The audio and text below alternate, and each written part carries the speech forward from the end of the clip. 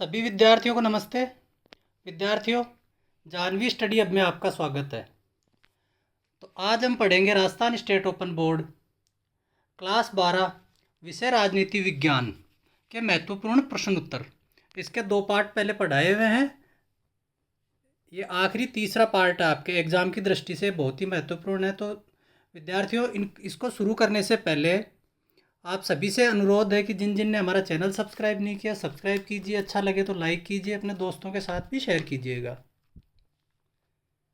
तो देखो, यह है प्रश्न नंबर 48। मौलिक अधिकार और राज्य के नीति निर्देशक सिद्धांतों में अंतर स्पष्ट कीजिए। तो देखो, मौलिक अधिकार नागरिकों की वो मांगे हैं जिनको राज्य ने मान्यता दी है। इनका स्वरूप यह है कि यह सरकार द्वारा शक्तियों पर रोक लगाते हैं, सरकार की कुछ शक्तियों पर रोक लगाते हैं। अतः ये अधिकार नकारात्मक प्रवृत्ति के हैं। दूसरी ओर नीति निर्देशक सिद्धांत सकारात्मक है। सरकार को इनको स्तर पर लागू करना पड़ता है ताकि देश में सामाजिक और आर्थिक लोकतंत्र की स्थापना की जाए। मौलिक अधिकार न्याय योग्य हैं। इनको लागू कराने के लिए न्यायालय की शरण ली जा सकती है। नीति निर्देशक सिद्धांत न्याय योग्य नहीं होते। देखो, मौलिक अधिकार में जो होते हैं, इसमें आप कई लोगों को कहते हुए सुनते होंगे कि भाई कोर्ट में चल के हम न्यायपालिका की शरण में जा सकते हैं। तो ये मौलिक अधिकार के अंतर्गत आता है। और नीति निर्देशक सिद्धांत होते हैं वो न्याय योग्य नहीं होते। अब देखो, मौलिक अधिकार व्यक्ति के व्यक्तिगत अधिकार है, लेकिन निर्देशक तत्व राज्य की नीतियों के निर्धारण में पथ प्रदर्शक है। मौलिक अधिकार राजनीतिक लोकतंत्र के प्रतीक है, जबकि नीति निर्देशक तत्व सामाजिक और आर्थिक लोकतंत्र के प्रतीक है। मौलिक अधिकार नागरिकों को कानूनी अधिकार है, ये नागरिकों का कानूनी अधिकार है, जबकि निर्देशक तत्व समाज के नैतिक बंधन है।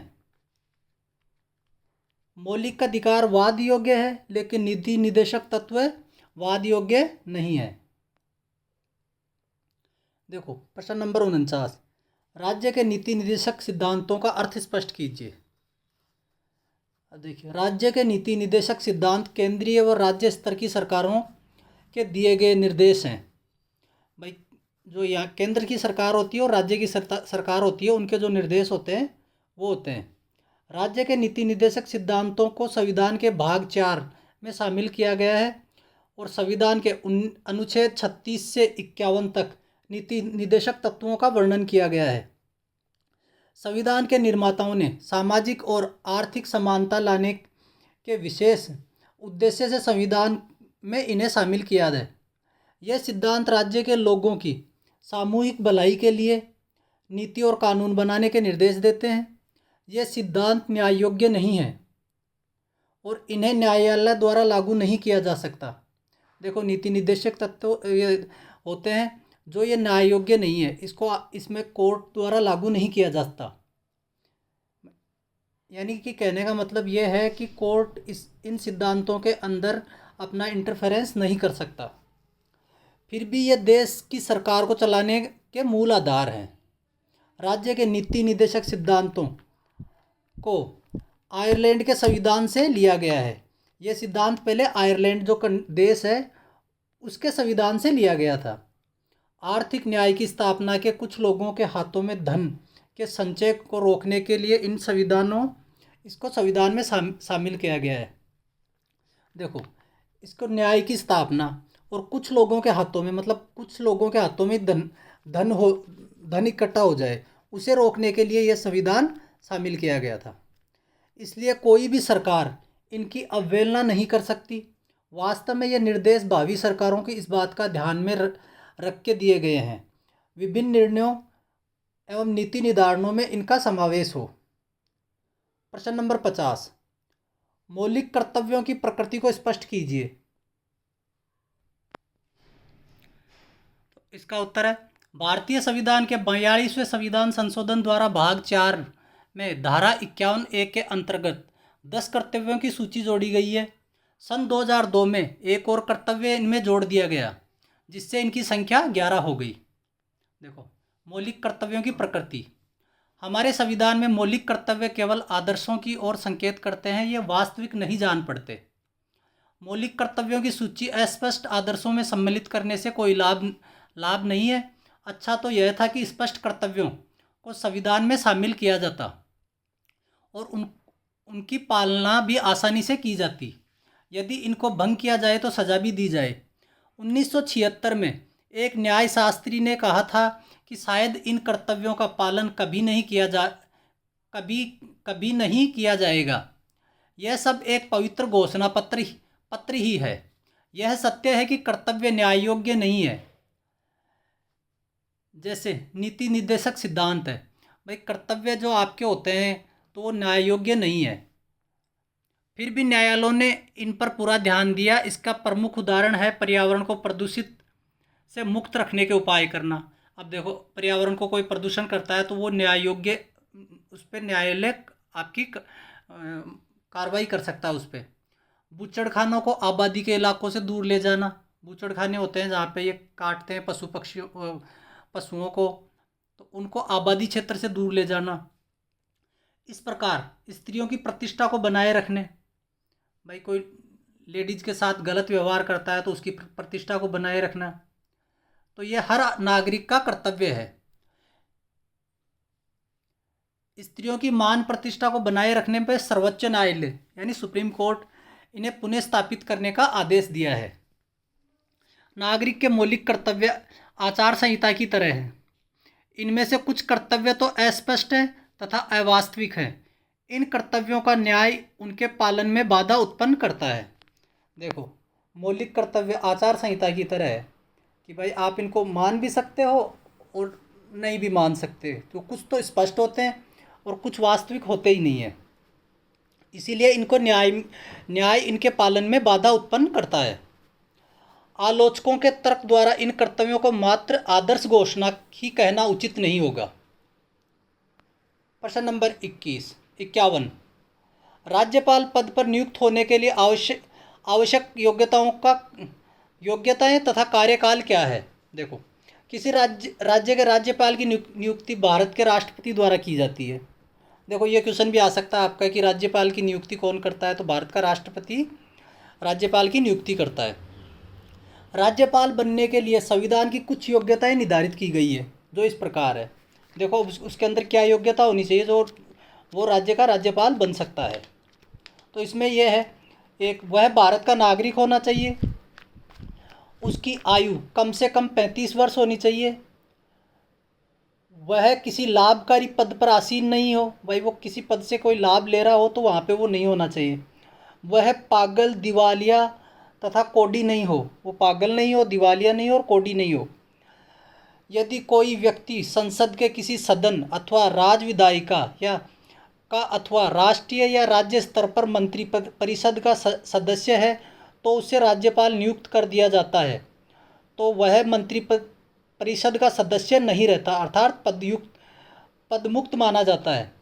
यानी कोई व्यक्ति है, जैसे वो राज्य विधायिका है या राष्ट्रीय मंत्री परिषद में है, तो उसको राज्यपाल नियुक्त तो कर दिया जाता है पर वो उसका फिर वो सदस्य नहीं रहता। कार्यकाल, राज्यपाल पद नियुक्त होने वाला व्यक्ति 5 वर्ष तक अपने पद पर कार्य करता है, तो इसका कार्यकाल भी 5 वर्ष का होता है। प्रश्न नंबर 52। भारत को गणतंत्र क्यों कहा जाता है, तो इसका उत्तर है, संविधान की प्रस्तावना में भारत को जनतांत्रिक गणतंत्र कहा जाता है। जनतंत्र का अर्थ है कि जनता अपना शासन स्वयं चलाती है तथा इसके लिए सरकार गठित करने तथा प्रतिनिधियों को चुनाव करने के लिए समय समय पर चुनाव कराए जाते हैं। यह चुनाव एक निष्पक्ष चुनाव तंत्र के द्वारा वयस्क मताधिकार प्रणाली के अंतर्गत समान कराए जाते हैं। देखो, निष्पक्ष का होता है कि किसी का पक्ष नहीं लिया जाता, और वयस्क वो होते हैं जो 18 साल से ऊपर होते हैं, वही मत देने के अधिकार होते हैं, यानी वोट डालना उन्हीं का अधिकार है। इसी प्रकार जनता द्वारा चुने गए प्रतिनिधि ही सरकार बनाने के लिए एवं चलाने के लिए उत्तरदायी होते हैं। अब देखो, जनता ने जो प्रतिनिधि चुने हैं वो ही सरकार बनाएंगे और वो ही सरकार को चलाएंगे, वो उनका उत्तरदायित्व है। इसका अभिप्राय है कि भारत का एक प्रतिनिधि जनतंत्र है और गणतंत्र के बारे में यह कहा जाता है कि भारत राज्यों का संघ है। देखो, जनता के द्वारा उस प्रतिनिधि को चुना गया है तो वो एक प्रतिनिधि जनतंत्र हो गया, और गणतंत्र के बारे में यह कहा जाता है कि भारत राज्यों का संघ है, भारत के सब राज्य मिलकर एक गणतंत्र बनाते हैं, तथा इसका प्रमुख राष्ट्रपति होता है, जो ब्रिटेन के राष्ट्राध्यक्ष की भांति पैतृक पद नहीं होता, बल्कि वह जनता, देखो ये जलता नहीं है, जनता है, जनता के प्रतिनिधियों द्वारा चुना जाता है। देखो, ब्रिटेन में क्या होता है कि वहाँ का जो राष्ट्रीय अध्यक्ष होता है वो पैतृक पद होता है, यानी पहले उसके पिताजी थे, फिर उसका बेटा बन गया, फिर उसका बेटा बन गया। वहाँ पे राष्ट्रीय अध्यक्ष ऐसे चलता है, बल्कि यहाँ पर जनता के द्वारा वो प्रतिनिधि द्वारा चुना जाता है, इसलिए भारत को जनतांत्रिक गणतंत्र कहा जाता है। अब देखिए प्रश्न नंबर 53, वयस्क मताधिकार का अर्थ व महत्व स्पष्ट कीजिए। देखो, वयस्क मताधिकार ये आप समझ गए होंगे, वयस्क जो 18 साल से ऊपर होता है वो वयस्क कहलाता है, उसी को मत देने का अधिकार होता है। तो इसका उत्तर है, जनता द्वारा वोट डालने तथा अपने प्रतिनिधि चुनने का अधिकार को वयस्क मताधिकार कहा जाता है, जिसे अंग्रेजी में एडल्ट फ्रेंचाइज भी कहा जाता है। फ्रेंचाइज शब्द की उत्पत्ति फ्रेंच भाषा के फ्रेक शब्द से हुई है, जिसका अर्थ होता है कि स्वतंत्र। इस तरह मताधिकार का अर्थ स्वतंत्रता पूर्वक अपने प्रतिनिधि का चुनाव करना है, यानी वो किसी के दबाव में नहीं, अपनी स्वतंत्रता पूर्वक अपने प्रतिनिधि का चुनाव कर सकता है। यही नहीं, राजनीतिक समानता जनतंत्र का मूल सिद्धांत है। देखो, राजनीतिक समानता ही जनतंत्र का मूल सिद्धांत है। इसके लिए ज़रूरी है कि प्रत्येक व्यक्ति को किसी व्यक्ति के माल की सभी महत्व प्रदान किए जाए। यदि किसी व्यक्ति को उसके किसी विशेष समुदाय से संबंधित होने के नाते उसे मताधिकार से उचित किया जाता है तो उसे समानता का अधिकार का हनन होता है। देखो, कोई व्यक्ति विशेष समुदाय से है, उसके नाते उसको मताधिकार की समानता नहीं देते तो ये उसके समानता का अधिकार का हनन होता है। भाई, उसको वोट डालने नहीं दिया जाएगा ना। ये देखो, कुछ प्रिंटिंग मिस्टेक है यहाँ पे। अगर उसको मत देने का अधिकार नहीं होता है कि भाई ये इस समाज से, इस समुदाय से, इस जाति से, इसको वोट डालने का अधिकार है, तो ये उसके समानता का अधिकार का हनन होता है, ये उसका समानता का अधिकार छीना जाता है उससे। जनतंत्र की आत्मा तभी सुरक्षित रह सकती है कि जबकि जनता को बिना नदभाय सामाजिक, आर्थिक, राजनीतिक बोलने का अधिकार प्राप्त हो। देखो, जनतंत्र की आत्मा तभी सुरक्षित है कि जब सभी लोगों को समान अधिकार हो, उसमें सामाजिक, आर्थिक और राजनीतिक बोलने का अधिकार भी प्राप्त हो। प्रश्न नंबर 54, भारत में मताधिकार का प्रयोग करने के लिए आवश्यक योग्यताएं क्या होनी चाहिए? तो इसकी आवश्यकता है, देखो, मताधिकार, भाई मत का अधिकार किसको है और उसकी क्या आवश्यकताएं, योग्यताएं होनी चाहिए। तो इसकी आवश्यक योग्यताएं, वह भारत का नागरिक हो, वह 18 वर्ष की आयु पूरी कर चुका हो, वह मानसिक रूप से स्वस्थ हो, वह व्यक्ति जिसे न्यायालय द्वारा दंडित न किया गया हो।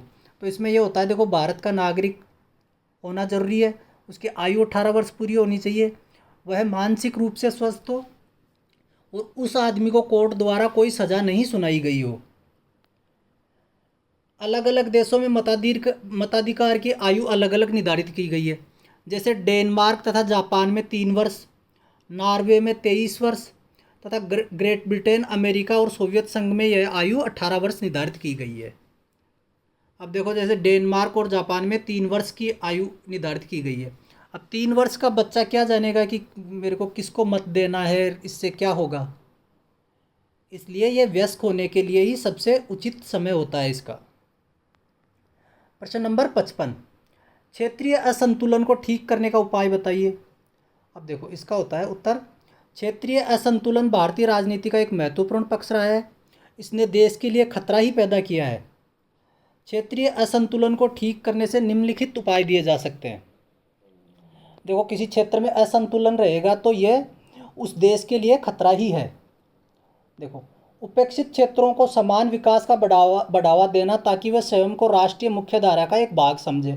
देखो जितने भी क्षेत्र होते हैं उनमें समान विकास किया जाए, ऐसा नहीं है कि भाई इस क्षेत्र में ज़्यादा विकास हो रहा है उस क्षेत्र में कम हो रहा है।